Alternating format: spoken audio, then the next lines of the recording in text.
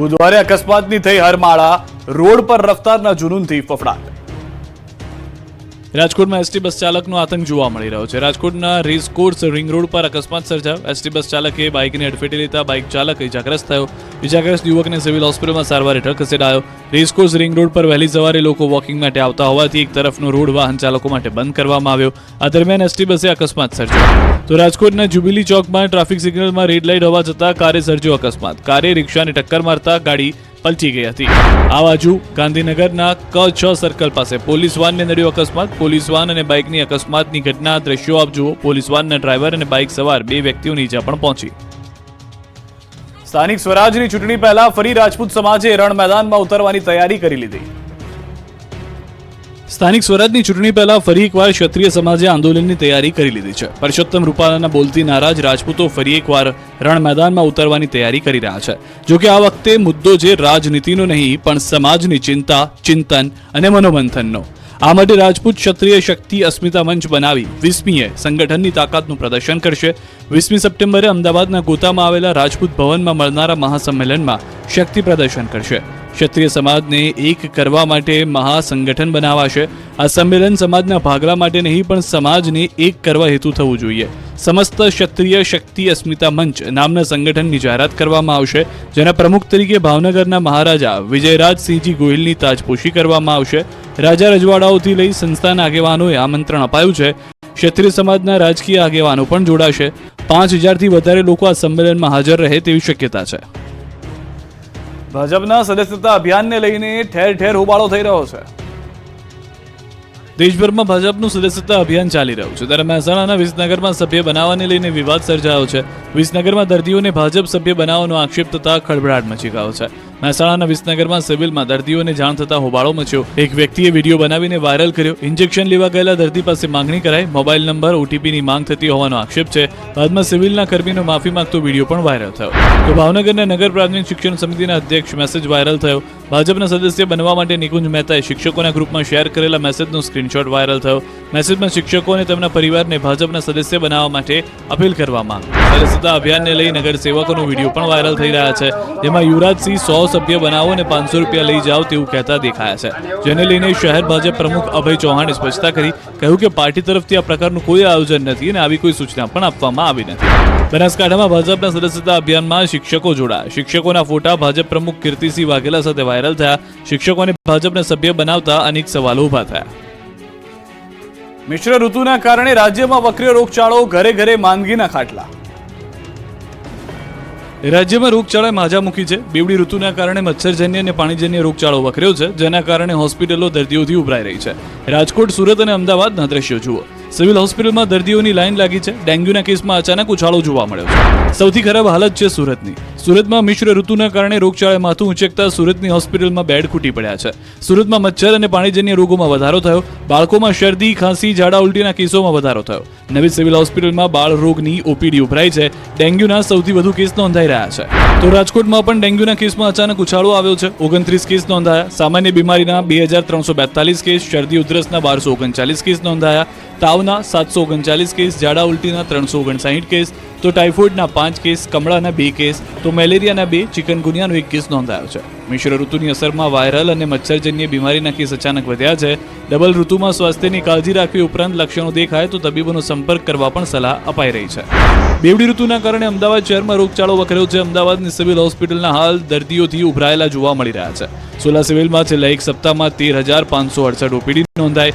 એમાં પણ મચ્છરજન્ય રોગચાળાએ તો માજા મૂકી છે. એક સપ્તાહમાં ડેન્ગ્યુના 116 કેસ, જ્યારે મેલેરિયાના 29 કેસ નોંધાયા, જ્યારે વાયરલ ઇન્ફેક્શનના 2072, ચિકનગુનિયાના 14 અને સ્વાઇન ફ્લૂના 10 કેસ નોંધાયા. વધી રહેલા રોગચાળાને લઈને સોલા સિવિલના ARMO લોકોને સ્વાસ્થ્યની કાળજી લેવા સલાહ આપી રહ્યા છે. સુરતની નવી સિવિલ હોસ્પિટલમાં જર્જરિત મિલકત અંગે કાયદા કથા સંસ્થા દ્વારા 1 દિવસના ધરણા. સુરત શહેર સહિત અનેક જિલ્લાના ગરીબ તેમજ મધ્યમ વર્ગના લોકો માટે આશીર્વાદ સમાન સુરત નવી સિવિલ હોસ્પિટલ જર્જરિત બની ગઈ છે. લોકો માટે જીવના જોખમ સમાન બનેલી મિલકતને લઈને વિરોધ કરવામાં આવી રહ્યો છે. બિલ્ડિંગ જર્જરિત થઈ ગઈ હોવા છતાં પણ ત્યાં દર્દીઓની સારવાર કરવામાં આવી રહી છે, જેને લઈ સુરતની કાયદા કથા સંસ્થા દ્વારા 1 દિવસના ધારણા કરી અને વિરોધ કરવામાં આવી રહ્યો છે.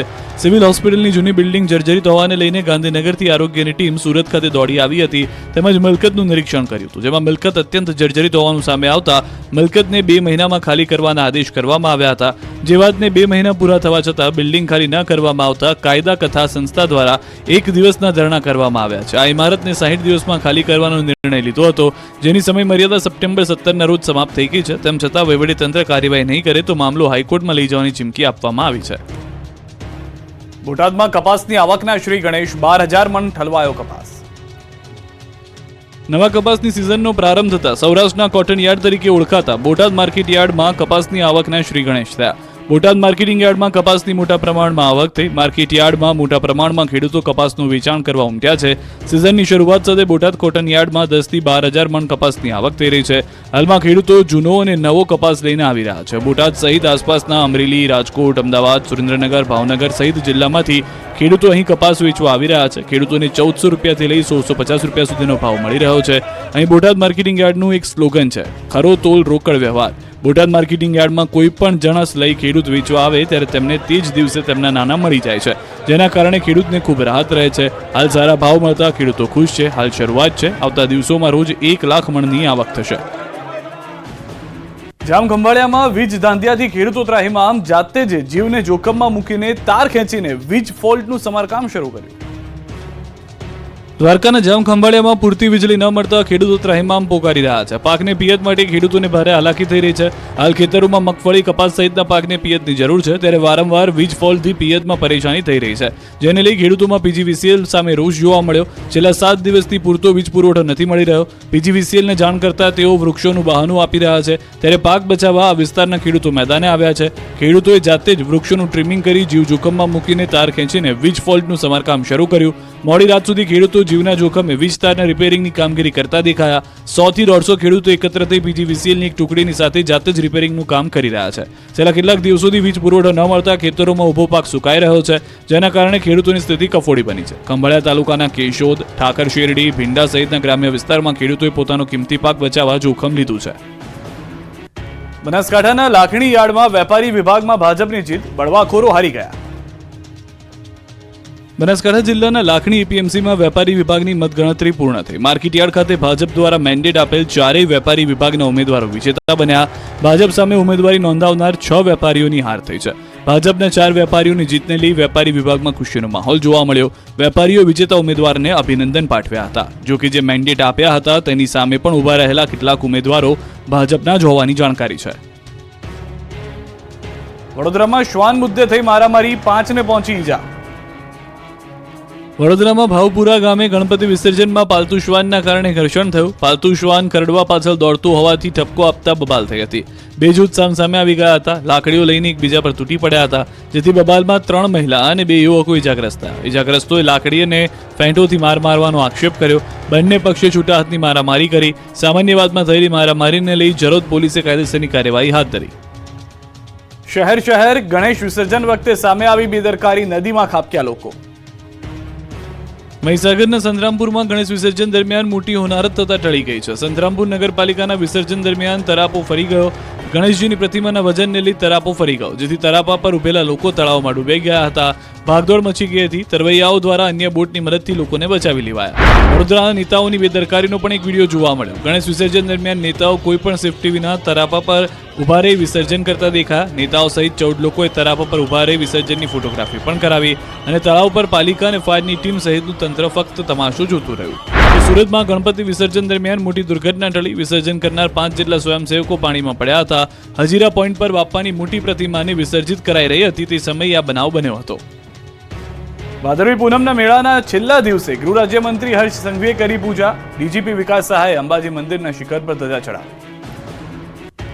ભાદરવી સુદ આઠમ તારીખ 12 સપ્ટેમ્બરથી શરૂ થયેલો ભાદરવી મહાકુંભનો આજે છેલ્લો દિવસ હતો. ભાદરવી પૂનમના દિવસે મોટી સંખ્યામાં ભક્તોનો ધસારો અંબાજી મંદિરે જોવા મળ્યો. વહેલી સવારે 6 વાગે માતાજીની મંગળા આરતીમાં બોલ માડી અંબે, જય જય અંબેનું નાદ કરતા કરતા મોટી સંખ્યામાં ભક્તો જગત જનની માં અંબાના આશીર્વાદ લેવા પહોંચ્યા. પૂનમને લઈ અનેક સંઘો અને પદયાત્રીઓએ માતાજીના મંદિરના શિખરે ધજા અર્પણ કરી અને ધન્યતા અનુભવી. મેળામાં કાર્યરત વિવિધ વિભાગો દ્વારા આજે ભાદરવી મહાકુંભ નિર્વિઘ્ને સંપન્ન થતા મંદિરના શિખરે ધજા ચડાવી માતાજીના આશીર્વાદ લીધા. આ સાથે ગૃહ રાજ્યમંત્રી હર્ષ સંઘવી અને ડીજીપી વિકાસ સહાય મા અંબાના દર્શન કરવા અંબાજી પહોંચ્યા. આ સાથે તેઓએ અબેલ ગુલાલ ઉડાવી મા અંબાની જય બોલાવી. ગૃહ રાજ્યમંત્રી હર્ષ સંઘવી અને ડીજીપી વિકાસ સહાયે અંબાજી મંદિરના શિખર પર ધજા ચડાવી.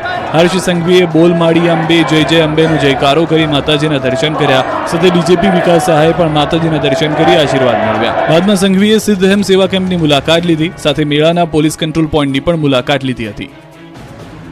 અંબાજીમાં ભાદરવી પૂનમના મેળાના અંતિમ દિવસે મંદિર માઈ ભક્તોથી છલકાયું. 7 દિવસમાં 32 લાખ લોકોએ કર્યા દર્શન. અંબાજીમાં ભાદરવી પૂનમના મેળાનો આજે છેલ્લો દિવસ છે. રાત્રિના 12 કલાકે મેળો પૂર્ણ થશે. મેળાના 6 દિવસમાં અંબાજીમાં 27 લાખ યાત્રિકોએ માતાજીના દર્શન કર્યા. અંબાજીમાં ભક્તોનું ઘોડાપૂર જોવા મળી રહ્યું છે. બપોરે વિરામ બાદ મંદિરના દ્વાર ખુલતા જ માનવ મહેરામણ ઉમટ્યું. ભક્તો માના દર્શન કરીને ધન્યતા અનુભવી રહ્યા છે. મા જગત જનની જગદંબાની આરાધના કરવાનું સૌભાગ્ય મળ્યું છે ભટજી પરિવારને. સિદ્ધપુરના 4 ભટજી પરિવારમાં અંબાની આરતી અને પ્રસાદ કરે છે.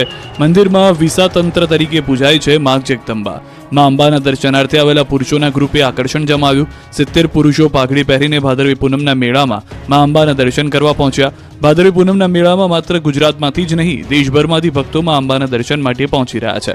ત્યારે રાજસ્થાનથી પણ એક પરિવાર પોતાની માનતા પૂરી થતા મા અંબાજીના દર્શને આવ્યો. દીકરીના જન્મની માનતા પૂરી થતા પરિવારજનોએ મા અંબાના ચરણોમાં શીશ ઝુકાવ્યું. અમદાવાદના રાણીપથી એક યુવતી દંડવત પ્રણામ કરતા અંબાજી પહોંચી. માતાજીએ મનોકામના પૂરી કરતા યુવતીએ પણ પોતાની માનતા પૂર્ણ કરી. જમીનના રૂપિયાની મથામણ દૂર થતા યુવતી દંડવત પ્રણામ કરીને અંબાજી પહોંચી. અમદાવાદના રાણીપથી દંડવત પ્રણામ કરતા અંબાજી પહોંચ્યો દીકરો. પિતાને પેરાલિસિસ થઈ જતા દીકરાએ માનતા રાખી. ડોક્ટર્સે પણ જવાબ આપી દીધો, પણ માતા પરથી આસ્થા ન લગી. માએ પરચો આપ્યો અને પેરાલિસિસ દૂર થયો. પિતાનો પેરાલિસિસ ઠીક થતા દીકરાએ દંડવત પ્રણામ કરીને અંબાજી પહોંચી માનતા પૂર્ણ કરી. મા અંબા પ્રત્યે ભક્તોની અતૂટ આસ્થા છે. એક મહિલા માનતા પૂરી કરવા આવ્યા. આંખ પર પાટા બાંધી દંડવત પ્રણામ કરતા માને દ્વાર પહોંચ્યા. આ યુવતી છેલ્લા 16 વર્ષથી આ પ્રકારે અંબાજી પહોંચે છે. પદયાત્રા દરમિયાન એક કંડક્ટરનો વિડીયો પણ વાયરલ થયો. આ વિડીયોમાં કંડક્ટર મેળાની મોજ માણતા અને નાચતા દેખાયા. હવે અંબાજી મંદિરમાં આવતીકાલથી દર્શન અને આરતીનો સમય રાબેતા મુજબ રહેશે. સવારની આરતી 7:30 કલાકે થશે અને રાત્રે 9 વાગ્યા સુધી જ મંદિર ખુલ્લું રહેશે. અંબાજીમાં પત્રકાર મિત્રો દ્વારા પણ મા અંબાની ધજા ચડાવવામાં આવી. ભાદરવી પૂનમનો મેળો સંપન્ન થયો છે. મેળાના અંતિમ દિવસે લાખો માઈ ભક્તો અંબાજી ઉમટી પડ્યા હતા. અંબાજી શહેર અને અંબાજી તરફ આવતા તમામ રસ્તાઓ બોલ માડી અંબે જય જય અંબેના નાદથી ગુંજતા રહ્યા. અંબાજીમાં પણ ભક્તોનો સાગર ઘૂઘવાયો. લાખો માઈ ભક્તોએ મા અંબાને ધજાઓ ચડાવી. ત્યારે પૂનમના પવિત્ર દિવસે શક્તિપીઠ અંબાજી મંદિરના શિખર પર પત્રકારો દ્વારા પણ ધજા ચડાવવામાં આવી. પત્રકારો સાથે માહિતી વિભાગ દ્વારા પણ ધજા ચડાવાય. સમગ્ર ગુજરાતના માહિતી વિભાગની ટીમ દ્વારા ધજા ચડાવાય. જે દરમિયાન મેળાનું કવરેજ કરવા આવેલા ગુજરાતભરના પત્રકારો, માહિતી વિભાગના કર્મચારીઓ જોડાયા. બોલ માડી અંબે જય જય અંબેના નાદ સાથે માતાજીને ધજા અર્પણ કરી ધજા ચડાવી. સમગ્ર ગુજરાતના લોકોના સ્વાસ્થ્ય માટે અને શાંતિભર્યું વાતાવરણ રહે તે માટે માને પ્રાર્થના કરવામાં આવી. ઊંઝા ઉમિયા ધામમાં ધજા મહોત્સવ પૂર્ણ. 15 લાખથી વધુ ભક્તોએ કર્યા દર્શન. 7 દિવસથી ચાલતા ઊંઝા ઉમિયા ધામ ધજા મહોત્સવની પૂર્ણાહુતિ થઈ. 12 સપ્ટેમ્બરથી શરૂ થયેલા મહાધજા મહોત્સવમાં દેશ વિદેશથી ભક્તો ઉમટી પડ્યા. 7 દિવસ દરમિયાન 15 લાખથી વધુ લોકોએ માના દર્શન કર્યા. ઠેર ઠેરથી ભક્તોએ મા ઉમિયાના ચરણમાં શીશ ઝુકાવીની ધન્યતા અનુભવી. ધજા મહોત્સવના અંતિમ દિવસે ભક્તોની ભારે ભીડ ઉમટી પડી. ઉપરથી પૂનમ હોવાથી સવારથી જ મંદિર માઈ ભક્તોથી ઉભરાયું. સવારથી જ જય માતાજીના નાદથી આકાશ ગુંજી ઉઠ્યું. જાણે કીડિયારું ઉભરાયું હોય તેવા દ્રશ્યો જોવા મળ્યા. માતાજીનો ચાચર ચોક જય ઉમિયાના નાદથી ગુંજી ઉઠ્યો. મા ઉમિયાના દર્શન માટે ભક્તોની લાંબી લાઈનો લાગી. મા ઉમિયાના દર્શન કરી ભક્તો ધન્ય બની ગયા. આ ધજા મહોત્સવના 6થા દિવસે બહુચરાજી તાલુકાના પાટીદાર સમાજ દ્વારા 500 કરતા વધુ ધજાઓ મા ઉમિયાના શિખરે ચડાવવામાં આવી. આ મહોત્સવ દરમિયાન 11,000 કરતા વધુ ધજા મંદિરના શિખર પર ભક્તોએ ચડાવી. દર કલાકે 168 ધજાઓ મા ઉમિયાના નિજ મંદિરના શિખરે ચડાવવામાં આવી. જગત જનની મા ઉમિયાના પ્રાગટ્યના 1868 વર્ષની ઉજવણી કરવામાં આવી. ઉમિયા માતાજી મંદિરે ધજા મહોત્સવ America, Canada, London, Australia, New Zealand, Uganda, Kenya સહિતના દેશોમાં વસતા ઉમા ભક્તોએ ધજા નોંધાવી. તો ઉમિયા માતાજીના મંદિરની દાનપેટીમાં લોકોએ ખૂબ જ સારું દાન કર્યું. 7 દિવસમાં લાખો રૂપિયાનું દાન આવ્યું. 4 ગોલક દાનથી છલકાયા. પૂનમને લઈને મંદિરોમાં ભક્તોનું ઉમટ્યું ઘોડાપૂર. ભાદરવી પૂનમને લઈને મંદિરોમાં ભારે ભીડ જોવા મળી હતી. ભાદરવી પૂનમને લઈ યાત્રાધામ શામળાજીમાં ભક્તોનું ઘોડાપૂર ઉમટ્યું.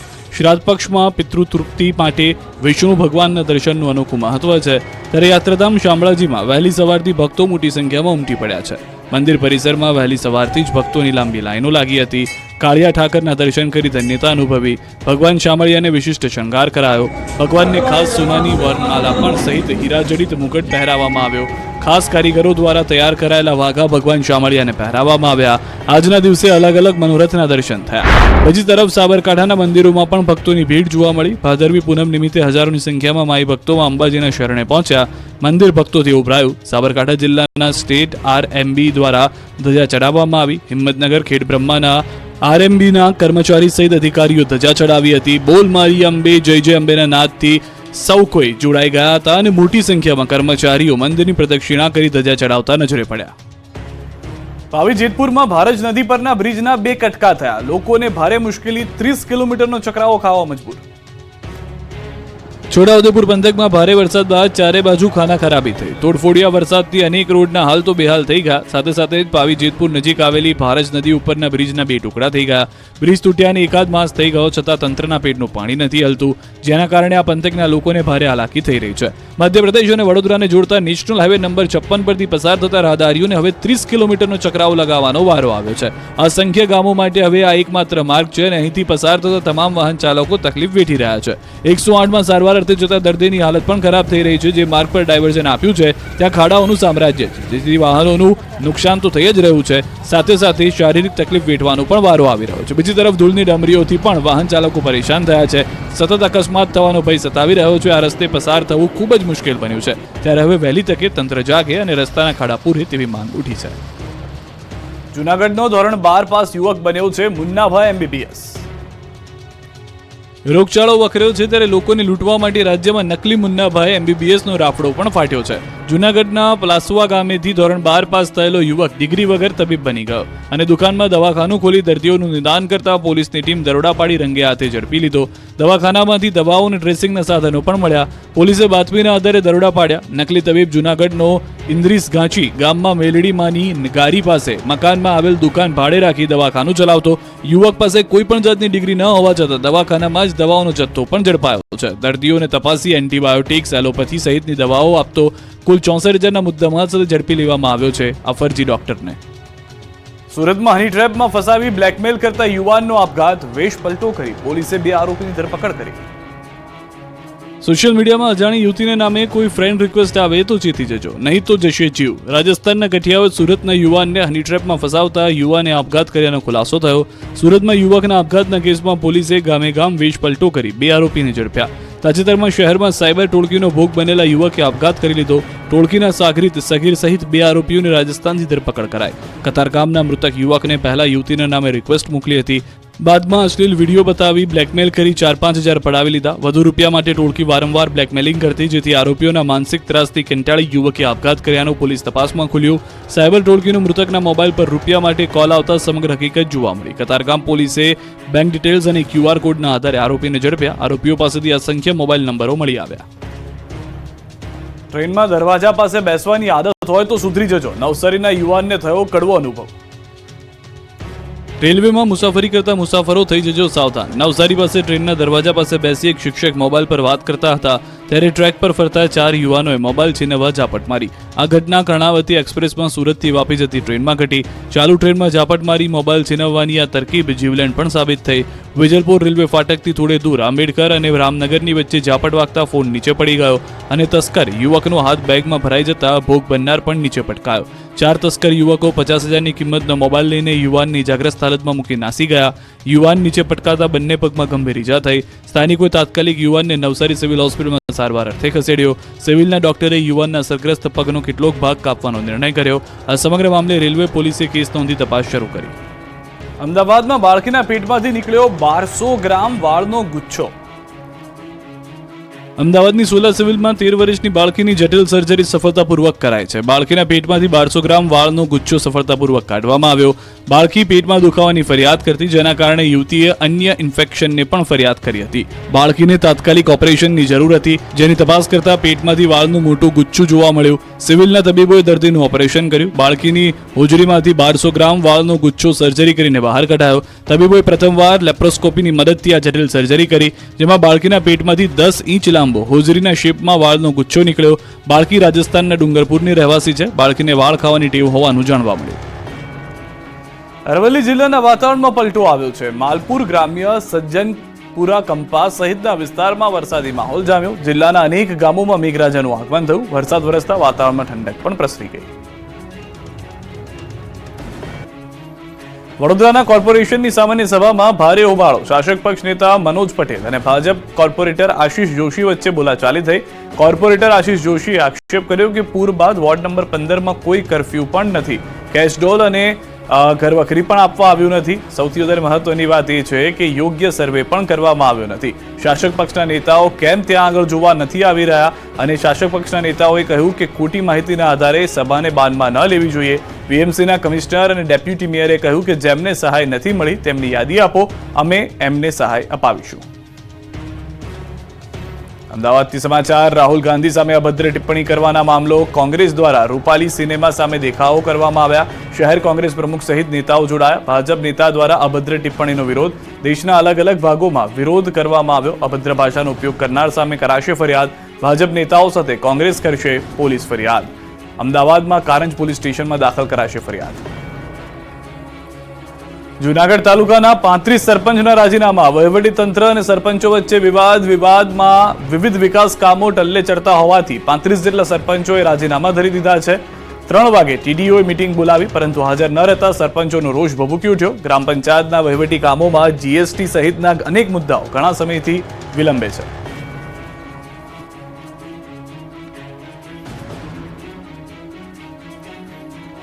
સ્થાનિક સ્વરાજની ચૂંટણી પહેલા ફરી રાજપૂત સમાજે રણ મેદાનમાં ઉતરવાની તૈયારી કરી લીધી. સ્થાનિક સ્વરાજની ચૂંટણી પહેલા ફરી એકવાર ક્ષત્રિય સમાજે આંદોલનની તૈયારી કરી લીધી છે. પરસોત્તમ રૂપાલાના બોલતી નારાજ રાજપૂતો ફરી એકવાર રણ મેદાનમાં ઉતરવાની તૈયારી કરી રહ્યા છે. જોકે આ વખતે મુદ્દો જે રાજનીતિનો નહીં, પણ સમાજની ચિંતા, ચિંતન અને મનોમંથનનો.